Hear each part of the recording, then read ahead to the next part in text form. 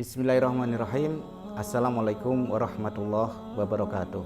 Alhamdulillah, saya Mulyanto Abdullah Khair dan Ustadz Anwar Ihsanuddin menyelesaikan buku panduan pengelolaan kurikulum dan materi ajar Taman Pendidikan Al-Quran atau TPQ atau TPA.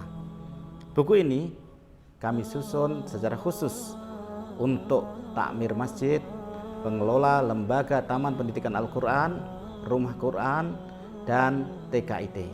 Apa keistimewaan buku ini? Buku ini kita tulis secara khusus terkait dengan bagaimana mengelola Taman Pendidikan Al-Quran, kemudian bagaimana membuat kurikulum, dan bagaimana kita siapkan materi ajar. Kemudian juga dilengkapi dengan 40 panduan praktis dan administratif serta pembelajaran Al-Quran metode An-Nabajriyah.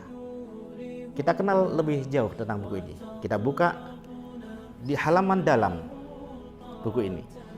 Ketika kita buka di halaman dalam, nanti di sana ada QR code yang ketika kita scan maka langsung muncul panduan praktis dan administratif sebanyak 40 jenis, sehingga kita tinggal scan, kemudian kita download sesuai dengan kebutuhan yang kita inginkan.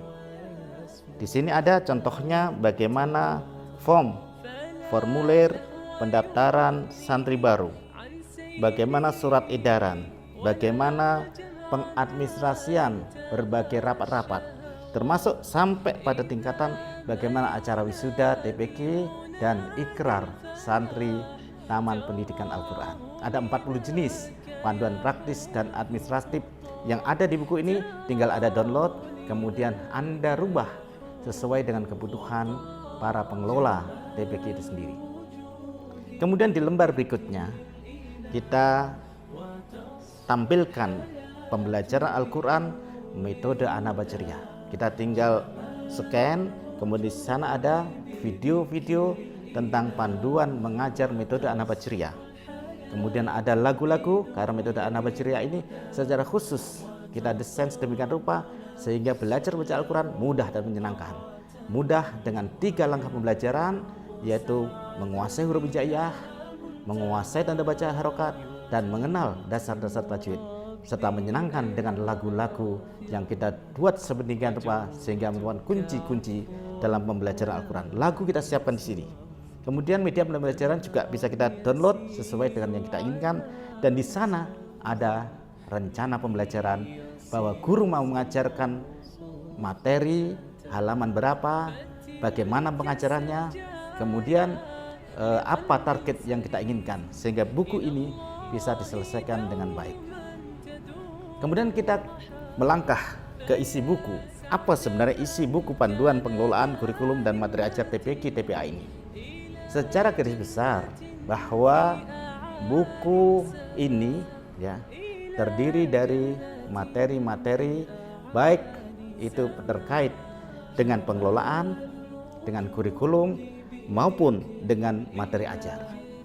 Pada bab 1 sampai bab 3 di dalam buku ini itu terkait dengan bagaimana gambaran umum tentang pendidikan Al-Quran, kemudian sejarah TPQ, kemudian bagaimana problem-problem yang ada dalam Taman Pendidikan Al-Quran, serta bagaimana solusi untuk menyelesaikan problem-problem yang ada.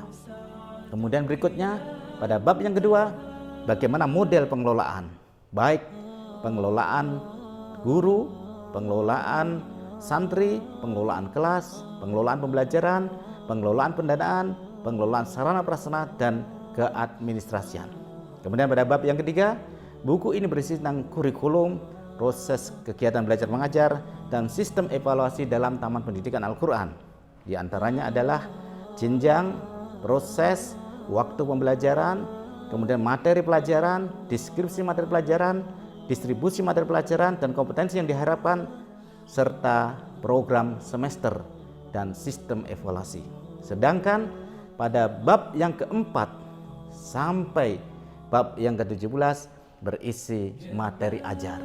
Secara garis besar dalam TPQ, materi pokok adalah belajar baca Al-Quran, belajar salat, kemudian juga doa-doa salat, kemudian doa-doa pendek, dan akhlak sehari-hari.